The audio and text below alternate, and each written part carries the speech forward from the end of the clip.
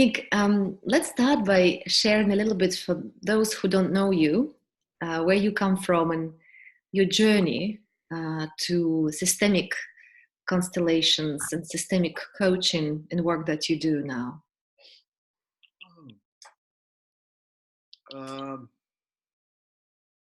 I left England when I was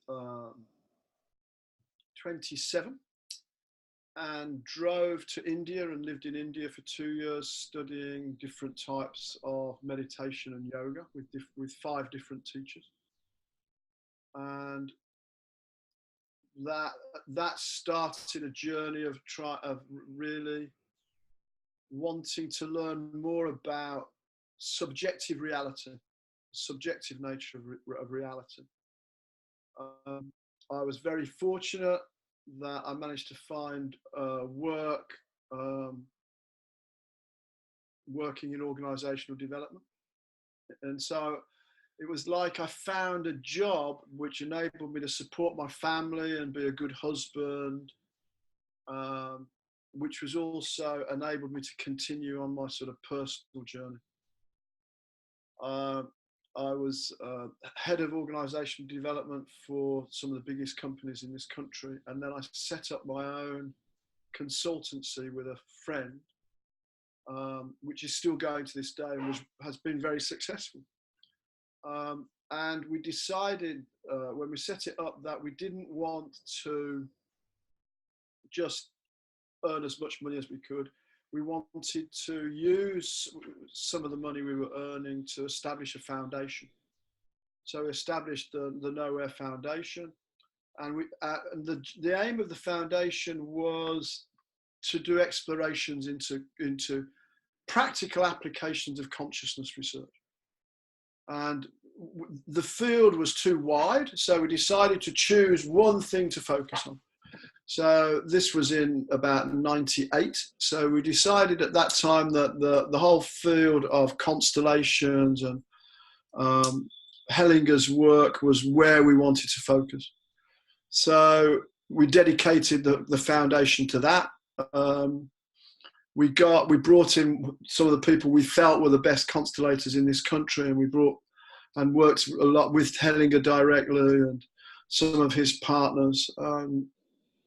And so the Nowhere Foundation was the first. It brought constellations into this country, and of course, I was sponsoring that work, and so I obviously wanted to learn about it myself.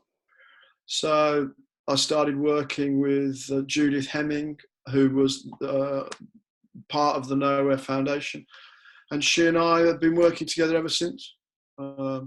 Looking at how constellations can heal, how it can be used to open up spaces for creativity, how it can be used in organisational systems, how it can be used with illness and in family systems. And I still do that to this day, really. When we say systemic work or systems or constellations, how do you define that for people who never experienced this type of work? I think it's if you look at the sort of dimensions on which we exist as human beings, they become more and more subtle as you go out. So if you imagine a picture of if you imagine a cartoon of a person with 5 rings around them. The first ring is the body. You know, you can touch your body, you can bash it, right? You know, it's very obvious that we've got a body. So it's the least subtle, our body. It's the most important, and it's the least subtle. It's the home of our spirit, but it's very corporeal. It's very tangible. And the next ring out is our emotional self, which, you know, I'm feeling sad, I'm feeling angry, I'm feeling happy, I'm feeling inspired.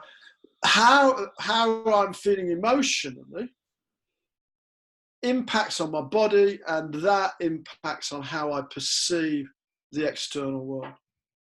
The next level out is the systemic. It's the human systems which we are a part of. but they are much less visible. Like, we know we're part of a family. We know we could not have taken birth and we couldn't have grown up if we hadn't been part of a family. But when I sit and talk to you, or you listen to what I'm saying, you're just focusing on my words and how they're making you feel, they're making you think.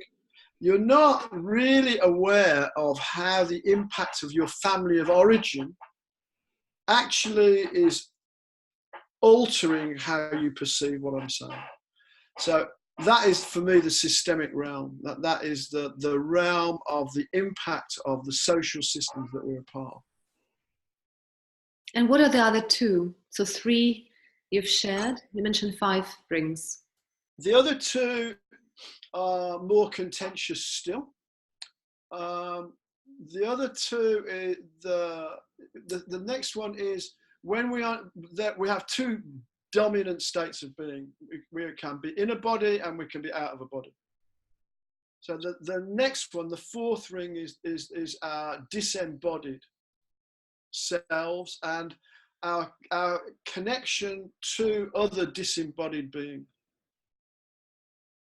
And the 5th is the universe, the physical universe. So if you look up at the stars, every energy form which is in the universe, so if you look at a star, you're looking at a sun, you're looking at its heat. That same sun and that same heat is in our bodies. When you breathe at 98.4 degrees Fahrenheit, that heat is the heat of the sun.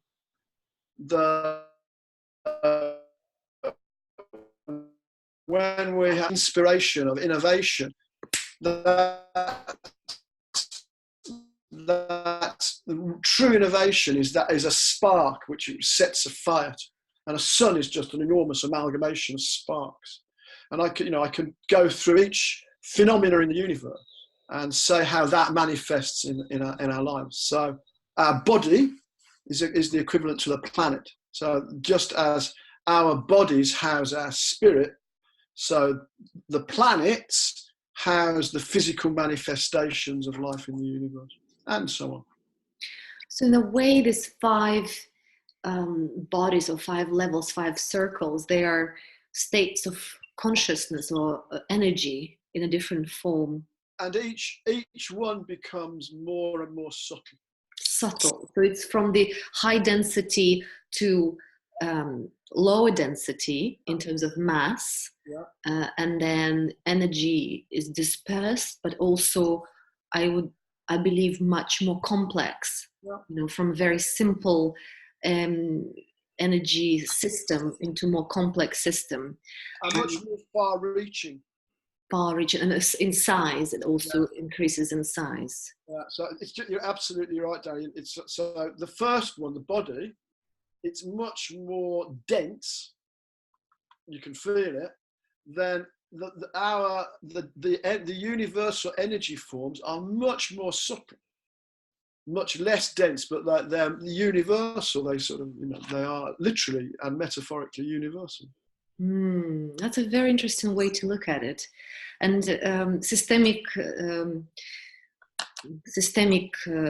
body or consciousness tradition is right in the middle. It's the 3rd level of subtleness. So it's nothing we can see with our physical eyes, but we can feel, and it has some consequence on our emotional, mental state and how we are behaving.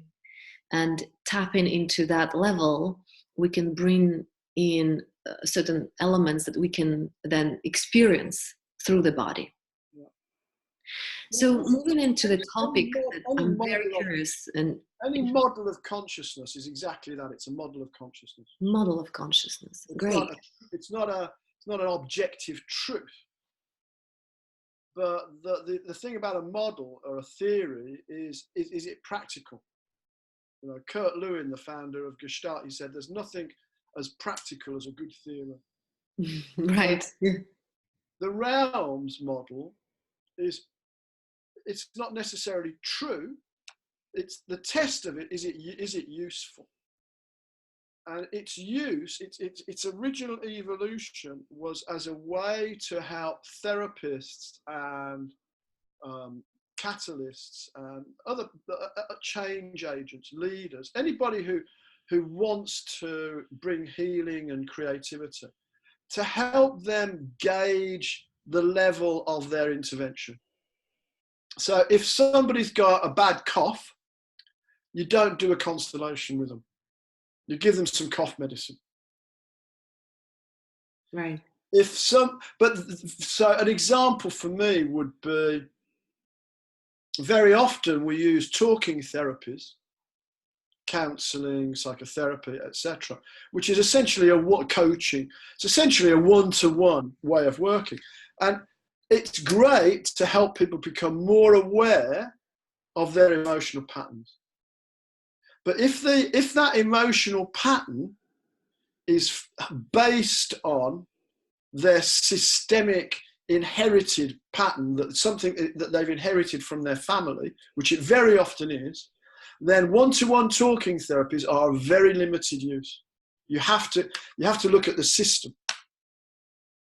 If the energy form is something from previous lives, from relationships to the disincarnate form, then you have to go back further into the disincarnate. And if you really need to release the true potential of the individual, you need to help them look at how to manifest the universal energy forms.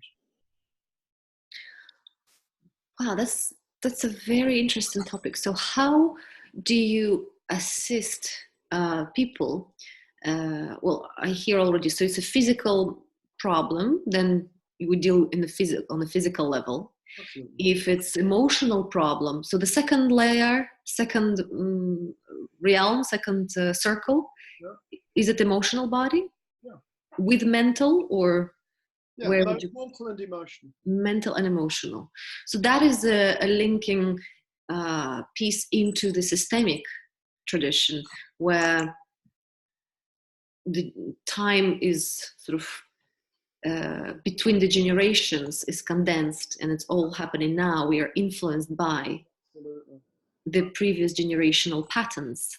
Yeah. Tell us more about that piece and why it is important, and how can that link into the emotional, mental, and then body, which most people only then realize, but something actually is happening with their behavior, or not working the way how they want it to work, that they can tangibly see, feel, and touch. Then most people start looking into why that is.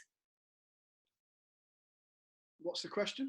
So how is that systemic layer connected to the emotional, mental, and then to the body layer? Okay, so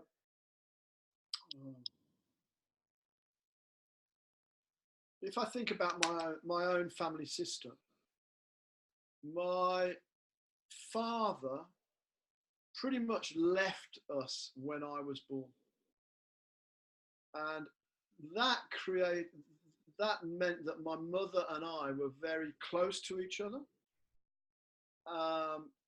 but that there was nobody to help me go out into the world.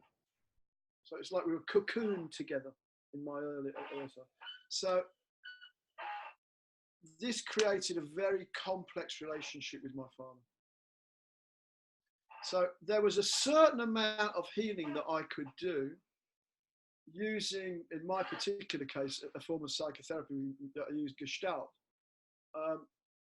And I began to my awareness of the patterns that my family of origin had created was heightened as a result of the Gestalt work I did. But they didn't really heal it, because I was still very angry about my father. And whilst I was aware of my anger about my father, what I wasn't really aware of was how that impacted the way I interacted from moment to moment. And so what it did was I transferred that anger to anger about men in general, and particularly men in authority.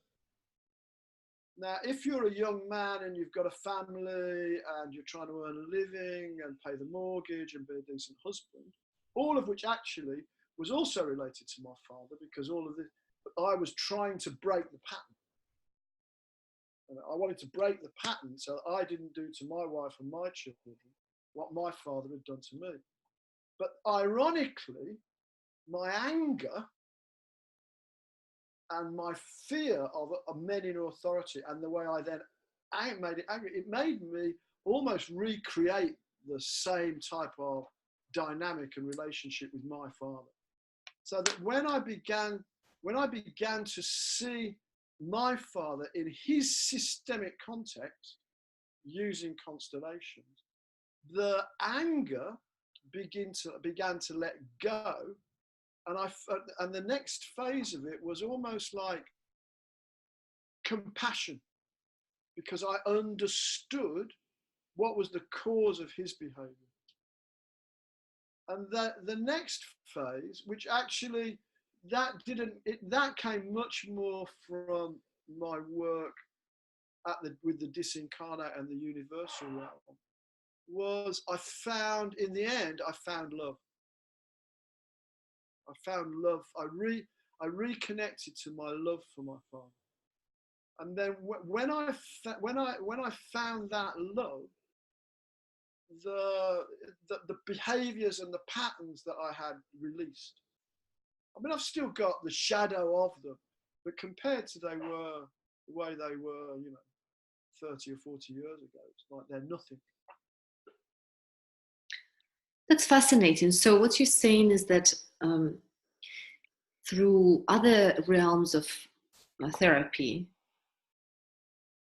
that level was not in access. So by doing systemic work, bringing the whole system in mind, you managed to kind of disentangle that relationship and change the dynamic in your relationship with authority, especially masculine. Yeah. Well, would that be also possible, let's say in Gestalt or coaching or other ways, or by chance you tried and it didn't work and maybe it's personal? I think it was a journey, I think it's. I think the first Gestalt was certainly the way that I became much more aware of the impact of my relationship with my father on my relationships with other people, particularly other men. So it really heightened my awareness. But I think that at some point, I needed to see my father in his systemic context. I needed to see and begin to work with my family of origin. So that instead of looking at him just as an individual, I saw him in relationship to his father, in relationship to my grandmother and grandfather. And actually, one of the main things for my father and for many people of my generation was that he'd been in the war, and the impact of how being in the Air Force during the war, how profoundly that had impacted. In your practice, do you find that it's individual impact, or this, especially the war incidents, impacts indirectly other systems and how we're all connected, and how then we continue the generational trauma? Absolutely. And it's so easy not to think of in it. Each succeeding generation has its own challenge. So for people of my generation, it was the Second World War. Other generations have other challenges, but there are always these enormous cultural phenomena which we don't see their impact, but they have an enormous impact. You're Russian, you must know the impact of being Russian. Yes, plus I do have also, I guess most people have some connection to family members that were involved in this conflict. And also in the work that I do, we see that relationship of victim perpetrator travels a long way across generations, backwards and forwards, and something connects the dots in between. So it almost like a coin flips. One generation there may be a victim, the second generation there is a perpetrator, then the victim perpetrator. It's almost until there's an element of change. Yeah. And that's what I'm interested in exploring more. So how to generate that change? For most people, it's invisibly traveling with them, the consequence of this traumatic actions that happened in the world before us. And we are inheriting that with our systemic knowledge. And how do we access that love through cosmic energy? How do we bring that awareness of our system to work with? How can we bring it to many more people? Because there are millions affected. Well, it makes my heart sing to hear you say this. I think this is just, for me, this what you've just described is of enormous importance. Because, you put it better than I did, Darya. What we do not heal, we perpetuate. So my father was very angry, very conceited, very competitive, very irresponsible. And I was so angry with him that I became angry with other men. I would be irresponsible. And when I look back at myself before I did the real work, my anger with regard to my father unconsciously made me behave in exactly the way that I deplored in him. So what we hadn't healed, we perpetuated, and we pass it down along the generations. So when we begin to learn about this type of healing journey, we're not just doing it for ourselves. We're breaking the types of patterns that we pass on to our children and our children's children and our children's children, or not, or we're perpetuating them. But the problem is that when we try to solve these problems from our conscious mind, the software of our consciousness is our ego. And that ego does not perceive the interconnectedness of things. Right. So, Einstein talked about we're born into a prison of our consciousness. And that our task is to break out of that prison. And I think that is the task. And I think what I'm saying is, one, the prison exists on different levels. So there's not just one key. You have to find the right key for the right level. So we need to do work on our bodies. We need to do work on our emotional selves. We need to do work on our systemic selves. We need to do work on our connection to the disincarnate. And we need to do work on our connection to the universe. But when you hear my words, these words come from my intellect, because that's where words predominantly come from. And it's not experience. It's the difference between reading a book about riding a bicycle and riding a bicycle. We need a different practice, experiential practice, to unlock the healing and creativity on each of these different levels. So, whilst I love yoga, I've just come back from India doing yoga, yoga is great for my body. It's great for the connection between my mind and my body. I wouldn't choose yoga to sort out my emotional patterns. I'd probably use Gestalt or transpersonal psychology or something. I wouldn't use Gestalt to try to sort out the systemic dimensions of the work. I'd use constellation, etc. Yes, I agree. Matching the practice Yeah. to where the healing is needed. So how do you practice systemically?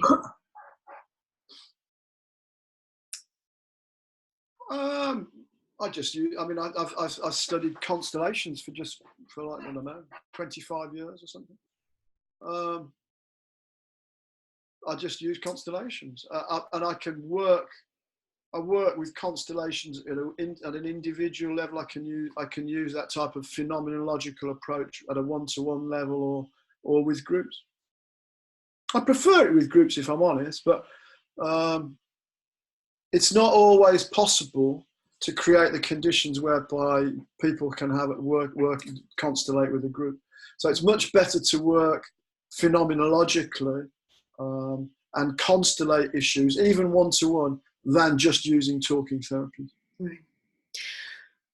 And I'm really respectful of talking therapies as well. It's not, I don't want to disparage any of these things.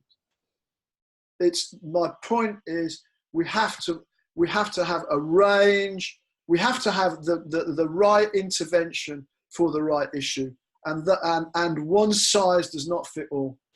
Agree. Yoga's great, but it's not going to sort of, it's going to help you a bit, but it's not going to connect you with the disincarnate forces. Right. Going back to the reconciliation with the father topic, it seems to be part of our human memory. As far as I remember, generations back, the father figure was either busy at war or at work. And in Russia, we had cases where men would go hunting for 3 to 6 months because of the weather conditions. That's when it was possible. And the whole family and wife would wait and stay. And then some came back, some didn't. Same happened with war. So there is an innate knowing and almost a lack of trust to the masculine in both children gender, whether it's a daughter or a son, but there is some level of disconnect with the father. And in many families and individuals I work with, this is a very strong topic. And I would like to ask you and explore that piece of how did you go about it? What helped you? And how would you maybe bring some other cases and examples? First of all, how it can manifest itself if you don't do the work, and what people can do to actually start healing that and reconcile that part of their life. What would happen then? I think the first thing to say, I think you have to be very careful, because there's a danger in what you're saying, that you're stereotyping a situation. And I see a lot of people in the healing and the creativity areas who are in danger of this. So we mustn't generalize and say everybody has a lack of connection with their father. A lot of people do, a lot of people don't. And I think the whole essence of systemic work is that each situation is very unique, and that the answers are generated by the field, so that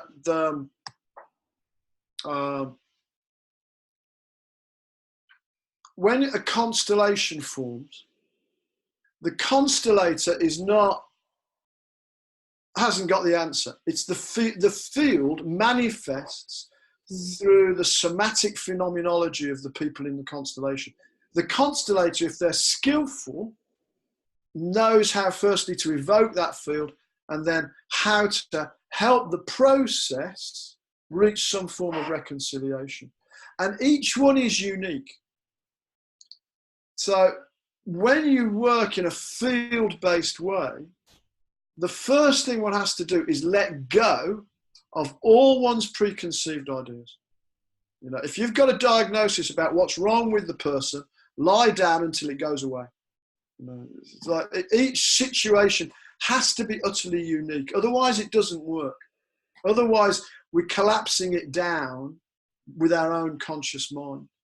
So I think it's the first thing about it is it's the field. It's the field that does the work. What was the next question? Maybe some examples of the consequence of this, issue holding. Because what happens when the person comes and says, well, I have a problem with my son or with my daughter, and maybe there is a talking therapy or Gestalt approach or cognitive behavior, and then sort of goes away, but then it comes back and continues. And the person starts becoming aware, or maybe it comes from my parents. How, what are the interesting case studies and examples of this entanglement with the father?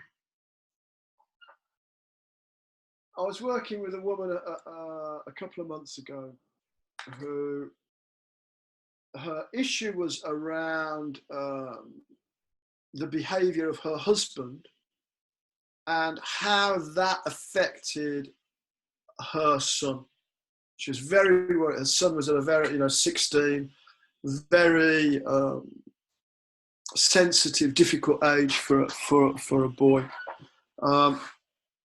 And so we set up the constellation, and as soon as the constellation formed, the wife and the son were very close together, and the husband was alienated, was very separate. And the client was observing this, and she said, "Oh, that's exactly it. That's exactly what it's like." And then the boy said, "I don't respect my father." And the representative of the wife said, "He doesn't do anything for you to respect." But what was actually happening, and when the boy was able to look at his father, he said to his mother, "You have been stopping me looking at my father." So what had happened, and this is very common, particularly in, for example, broken families, the son is almost unconsciously put into the position of the husband in the emotional sense of the wife, not in any sort of, intimate way, but in terms of their emotional way. And that he's put into a position which is not the position of a child, it's a position of an adult male. And the systemic context has created that. And in this case, that alienated him from his father. And the move was for the wife to find love and respect for her husband in the interests of her son. Yes. Whereas before, she had been using this situation to justify the picture of her husband that she had in her head. And of course, that became a self-fulfilling prophecy. Mm-hmm, mm-hmm. Yes. That's one example, just want to emphasize. That's one example. It's a common phenomenon, but anybody who concentrates needs to be really careful of saying, okay, must be that. Sure. It's more for people to understand how these relationships influence generations after.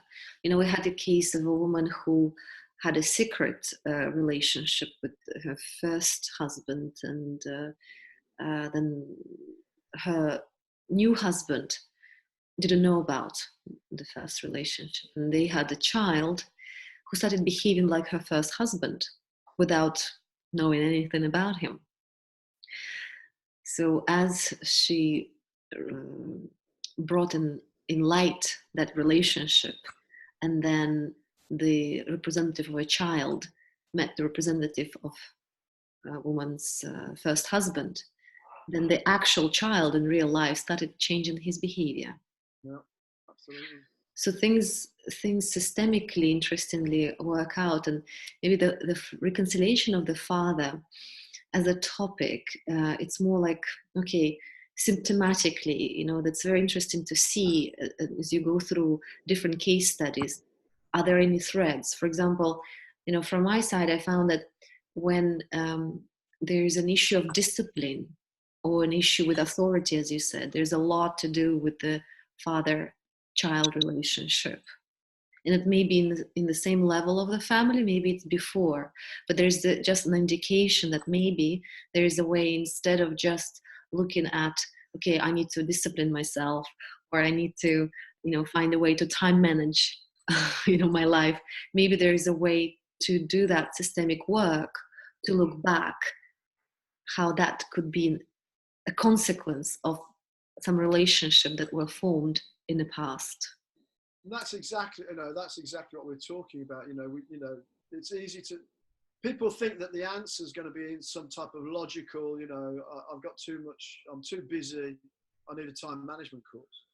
Well, maybe, but when did you first feel busy? What was your role in your family of origin? It's like, and the time management course might be very valuable, but you have to look at life. Life is infinitely more complex, and we are much more interconnected beings. Very, very good point. So in terms of a reconciliation of a son with a father, I also see it in Alex, my husband. His parents also separated, and there was a big gap between son and a father. And I notice how he approaches sometimes in authority positions, but also with the clients that I work with. There's an interesting parallel, almost like a red line of kind of a sabotaging behavior in a way that goes back into that relationship with the father. Whereas a daughter with the father reconciliation, I find it slightly a different dynamic, where it more manifests in the following relationship with the opposite sex, if it's a heterosexual relationship. Then, for example, when there's a single woman, or a woman has issue with her male partner, then there's also interesting link to that father-daughter relationship between her and her father, and reconciling that link and looking into what was there to create a condition, for example, for demand or lack of trust. In my family, I come from, on both sides, there were 2-3 generations before, in the war time, there was physical violence, and there was emotional roller coaster between the masculine and feminine, wife and a husband. So although my parents stayed together, and they were the first after a few generations that stayed together, I had a relationship that broke down. I was married before, divorced, married again. And when I look back into why that happened and how I attracted that first husband, a lot of that was to do with unconscious, similar pattern how my grandparents did that. Yeah. And only after the inner work of the systemic piece and working, it was really hard, and it's still work in progress, to be honest. It's always work in progress. You never finish this stuff, but each time you visit it, you diminish it.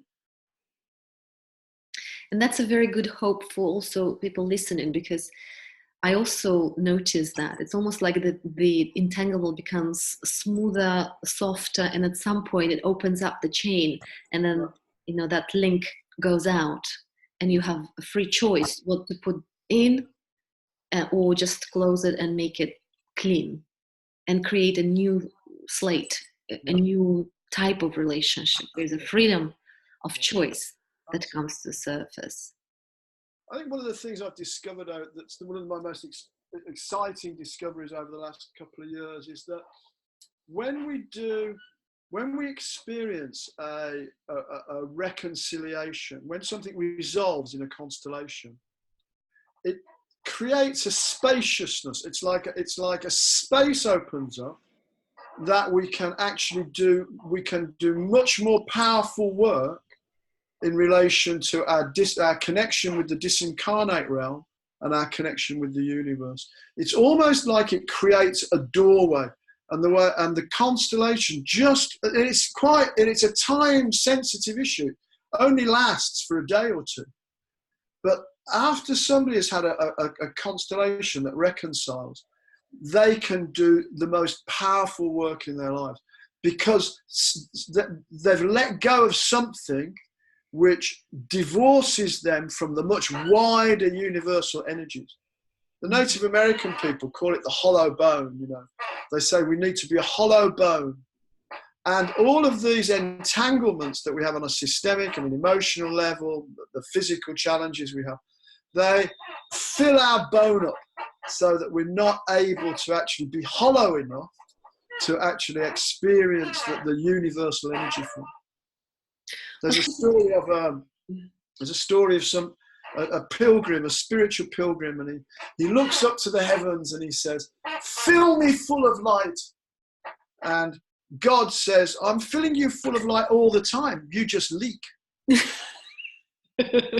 So it's also a hollow, but also whole bone. Yeah. So it doesn't have. It's whole. It's full of stuff. It's full of holes, and it all. So it's a whole. It can be a whole holy. It's a very interesting play on words, but very, very good metaphor. How do we fix our holes in a way so they don't drain, they don't leak? That we can contain the universal energy. And then we become hollow, so we have a lot of space, but established boundaries and very clear layers. They clarify what is what.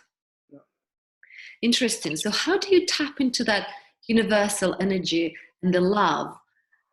Is it possible to just sort of break through and without doing the systemic work of reconciliation? I mean, how do we know that if we need to reconcile and just get to the next level and like boom, awaken?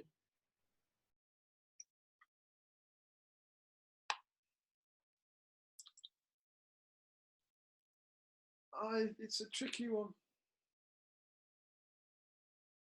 I don't very often meet people who haven't got stuff, leaks, entanglements.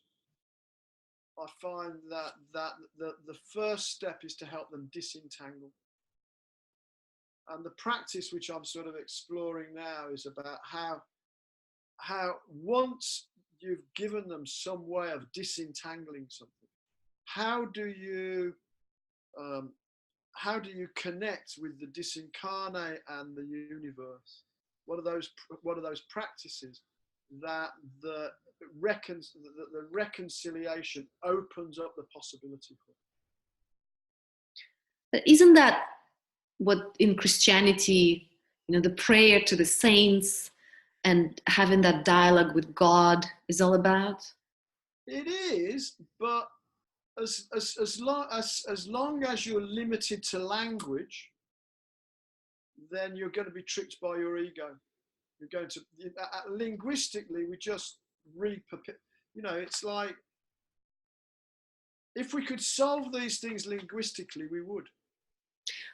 I agree. It's maybe our language just really reinforces our existing patterns. So the techniques I use are a mixture of channeling and earth wisdom.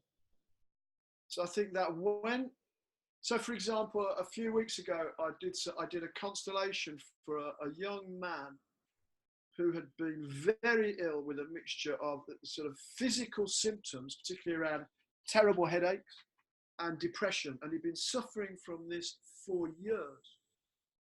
And we did a constellation with him. In fact, he was at the constellations group you were at. I remember him, as you were saying, yes.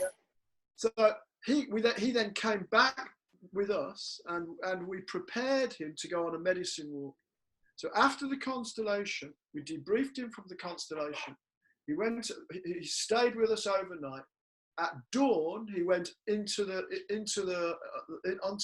nature, having been really oriented to allow the Mother Earth to speak to him. And he came back, we debriefed him, and from that he gained he reconnected with his unique purpose, which he could never have done if he had relied linguistically. And he wrote to Susie and I last week, and he said, since the medicine walk and the constellation, I've had no headaches. My career is taking off. I feel better than I've felt for years. You know, and I think there's real potential in this combination of constellation, systemic work, and work in nature. Yeah. The indigenous peoples have always understood how sacred mother life in the form of nature wants to reconnect us with who we really are. Yes, yeah. But if we go and our internal dialogue is shouting at us, you know, did I put the cat out? You know, have I got enough money? Does he love me? Or whatever it might be. You're not actually in nature. You're just walking around with the same old stuff going on inside your head. So you need to one needs to get rid of that stuff in order to allow the wisdom of sacred mother life to really enter. Yes. Yesterday, actually, I was reading a research. It was a meta-research, different researches on earthing, how it is important for us to actually use our feet to ground and get the electrolysis going, because the energy of the earth is so negatively charged. So we are boosting our immune system. There are benefits anti-depression. There are a lot of anti-inflammatory properties just walking on earth.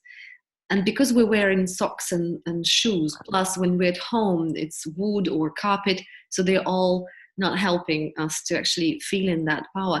And I was asking myself, when was the last time I did it? Only when I'm on holidays, like in next to a sea on sand. That's why we feel so good, because we're earthen. But you live on land, so you have this amazing opportunity. I'm looking forward to actually exploring this summer the natural journeys and the medicine wheel and the Latin American way of also exploring the realms, or how would you describe that? I think everybody has their own practice. You know, so my particular practice in terms of our relationship to the universe comes from the Native Americans of North America. Native Americans, yep. My practice in terms of channeling and connecting with the disincarnate realm, it comes from South America. That's just because, you know, the people who are teaching me that work are Brazilian. The people who taught me the medicine wheel are Native American. So it's just, each person has, you know, it's the accident of one's own spiritual journey. Yes, and you're right. When we traded religion for effective productivity, industrialized age, we forgot that there are some spiritual practices that are very helpful.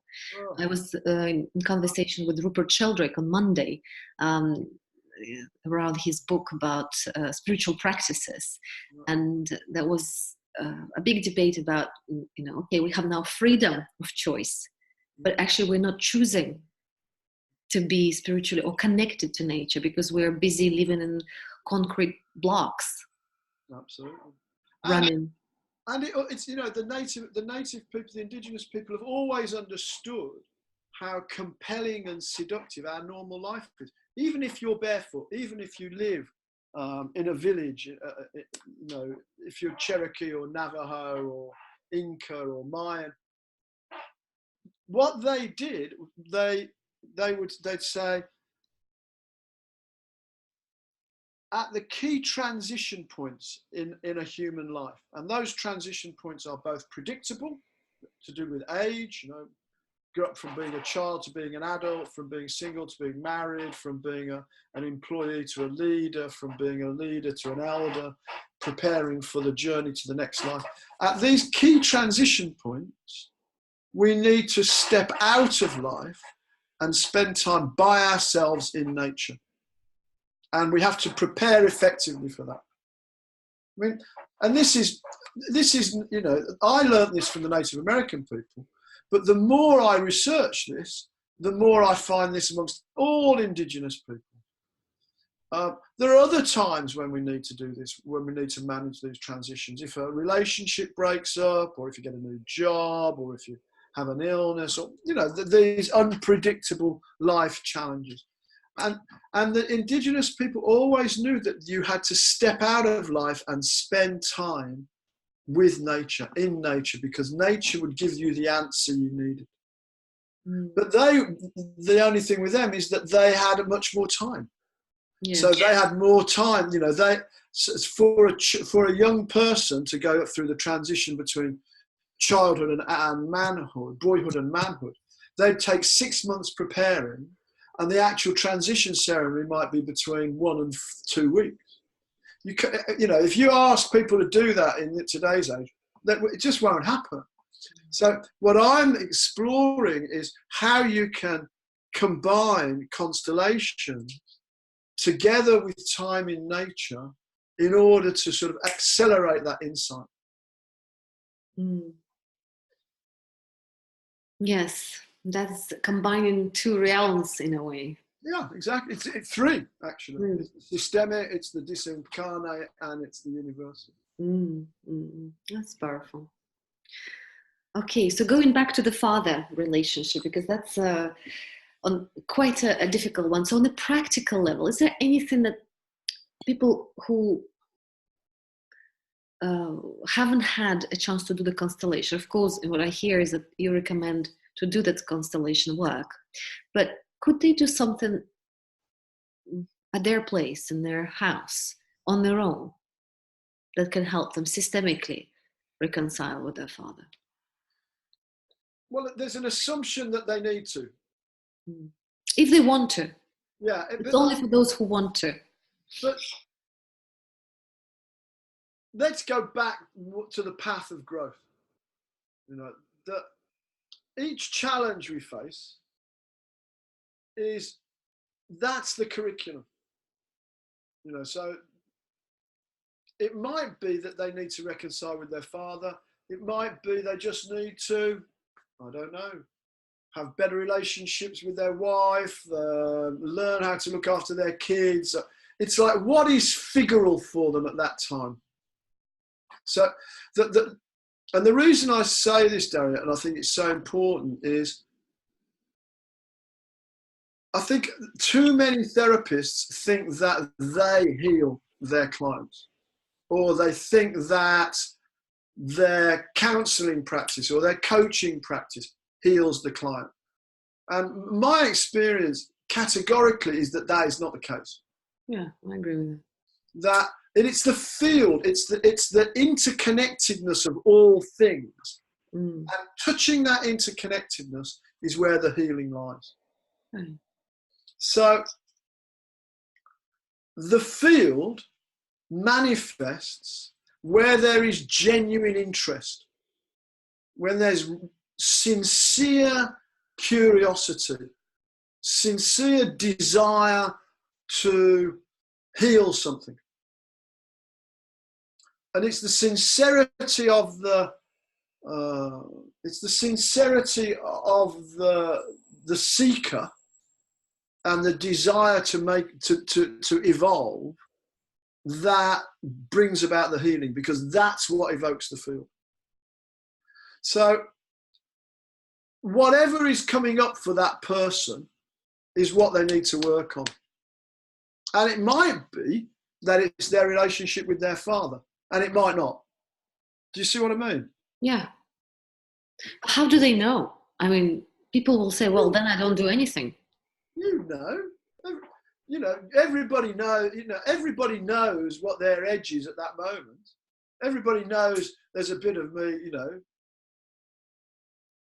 there's a bit of me that's really happy. There's a bit of me that goes, oh, you know. So like for me right now, you know, my edge for many years has been I'm always too busy. I'm always doing too much, you know. And I've been working on that, trying to release it, trying to do something about it for years. And I'm, you know, I still haven't fixed it, and I'm sort of diminishing it. I'm chipping away at it. But I know that that is my challenge at the moment. That's my relief. And I think that's why when you're in a sangha, a spiritual community, one of the things that sangha does is it confronts you with what you need to learn. So if one is practicing, if one has a teacher, if one has a community, if one has a practice, what you need to learn will inevitably emerge. Well, most people don't have that, what you just said.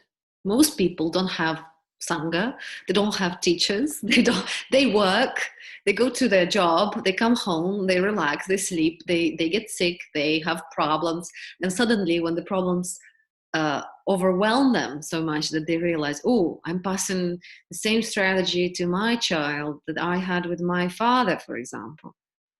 And as a male especially, what happens when I'm behaving that way? I'm disconnecting, I'm distancing, I'm withdrawing, I'm not spending enough time. How can I change? And yes, you know, I want to be a good parent, but, you know, I've read books, but I still do the same things. I mean, I totally agree, but you know, I just don't subscribe to easy answers.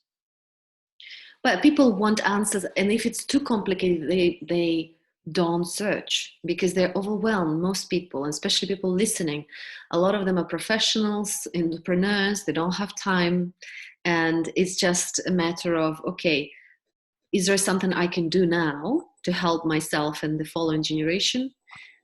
Or is there, if it's too complex, whatever, my children will deal with it, you know? It's how you see life, you know.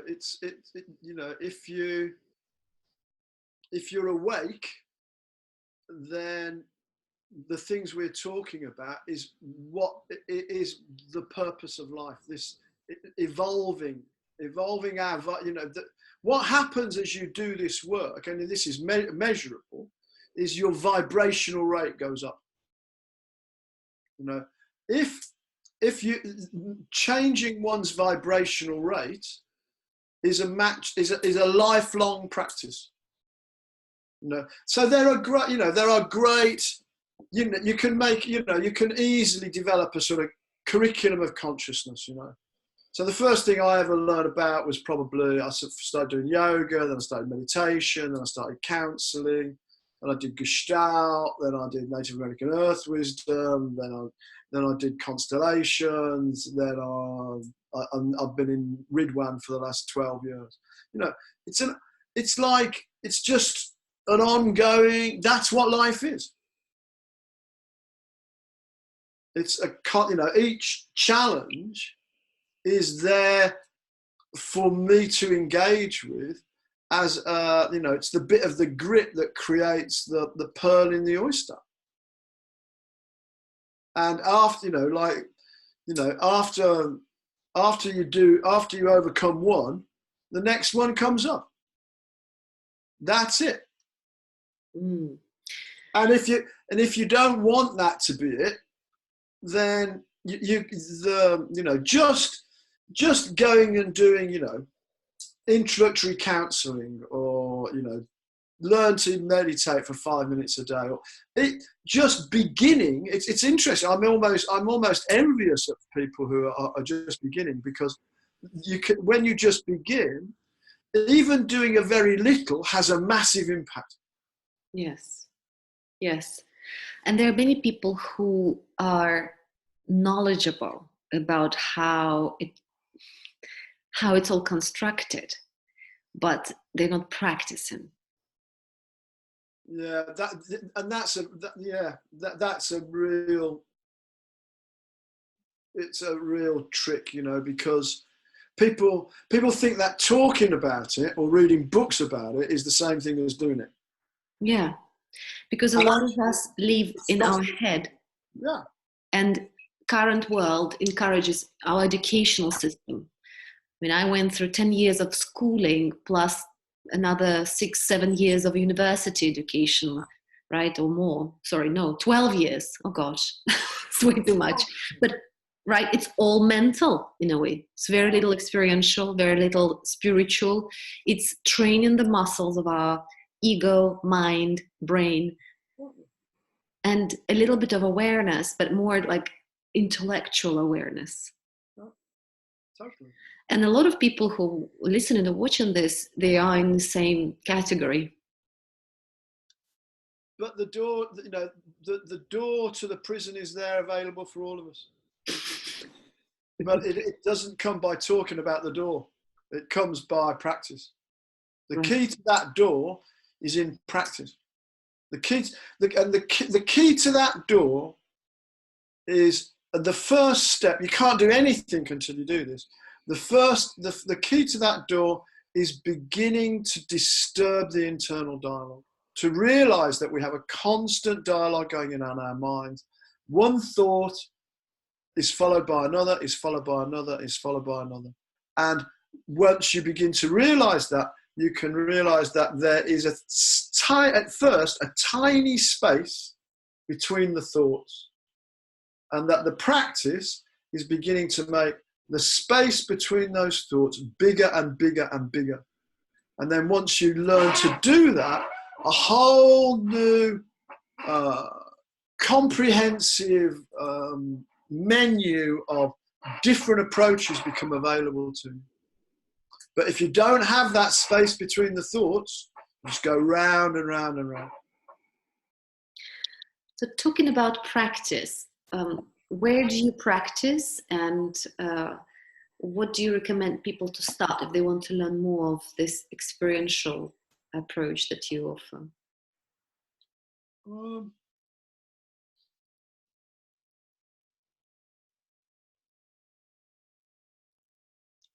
I think if you are sincere in wanting something, and you keep hold of that, you know. So let's say, you know, the subject of this ostensibly was relationship with my father, with fathers. So like me, I began to realise how my relationship with my father was impacting me. Somehow, life led me firstly to Gestalt, and to a wonderful Gestalt therapist called Malcolm Parlett. And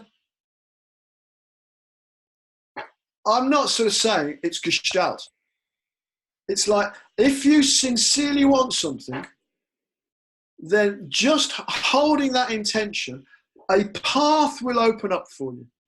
It will arrive through synchronicity, through chance, through, you know, a friend will mention something and it'll touch you, or an opportunity will arise that you've never thought of. Just trust it. Just keep your intention clear, and follow your heart and follow synchronicity, and you go on the journey. There's a real danger that people say, well, this is my journey, therefore this is the right journey. It's not, it's my journey, you know, and my path opened up to me through synchronicity. And I think everybody else's journey opens up through synchronicity. And there's more danger in sort of advocating or advising people about stuff. Mm-hmm. So what I hear is create space between thoughts as a first step. Start looking into the practice which can lead you to that. Sort of first have an intention, what you're curious about, and hold that intention. and naturally follow that inner inner calling towards that path and follow the lead of the inner guidance. Yeah. And I always come back to the threefold path of Buddhism. I'm not a Buddhist, although I have tremendous respect for the Buddhist wisdom path. Buddha, Dharma, Sangha. And I think that's what we all need to grow. Buddha is the existence of an interconnected quality of consciousness. The direct experience of the fact that we are an integral part of the universe. That's Buddha. Dharma are the teachers and the teachings which are most likely to give you access to Buddhahood. And Sangha is the community of people who are on that path. And me, I need all three. It's not. It's too hard. Just trying to go on a journey like this by yourself. If you can do it, respect. I can't. I need Buddha, Dharma, Sangha. Yes, I also believe we need all three. Well, we can have individual paths, but they just take a little bit longer. But it's fine because time is relative anyway. So it's just a different way of walking in the field. I get to, like if I didn't have all three, I tend to forget about it. So I've been blessed. I've been a member of. I've been following a teaching. I've had a teacher. I've been a member of a community since I went to India. Really. Who's your teacher? Can I ask? Right now, Hamid Almas. Say again. Hamid Almas. Hamid Almas. Yeah. And where is they based? All over the world. He's the founder of the Ridhwan spiritual school, sometimes called the Diamond approach. Diamond. Mm. Is it Michael Roach as well? The Diamond? No, it may be different. Okay. Anything else you would like to share before we round up? That's quite a spiritual, insightful conversation.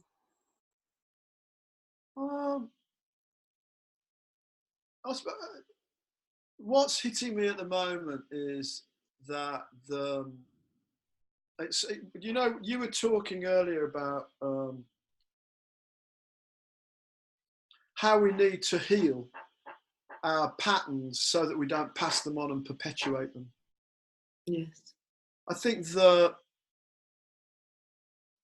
I feel very strongly that the ecological crisis which we face is a function of the collective consciousness that we inhabit. So I think this shift is literally a matter of life and death. It's a matter of life and death for the individual, for the family, but actually for humanity. Mm.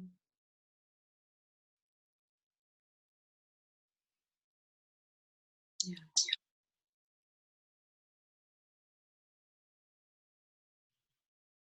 I agree. And there's a lot of attention and energy is needed in that domain, realm, rather than Brexit, as we've been politically and economically, socially involved. I think choosing and prioritizing what matters rather than what's on agenda of other. It's like it's like rearranging the deck chairs on the Titanic. Yes, exactly. It's like, let's just get busy. And I think that I think things like constellations, I think things like channeling, things like the medicine wheel, that we need to. The universal energies are just there, waiting to help us. And they've always been there, but they're just there, and they just want to help. All we have to do is ask and learn how to do it. Well, you see, Nick, we need, I think, a few of you in this political parliaments currently. I think the selection process is so brain and mentally oriented in those institutions that govern and are in power currently, that we say in Russia, the fish that's rotten from the head. Oh, it's a great saying. I love that saying. Yeah. So we need to change the head if we want to change the whole fish. I don't know. I just think we've got to. If we try, if for me, if I try to make my ambitions too great, there's a sort of grandiosity in it, which diminishes my energy. You know, I have to start on myself. You know, so the most important thing is my work on myself. Mm. I work hard to share what I do with other people, you know, and so they can go on their path as well. And I just think if we all if the more people who do this work, the more the collective vibrational rate will change.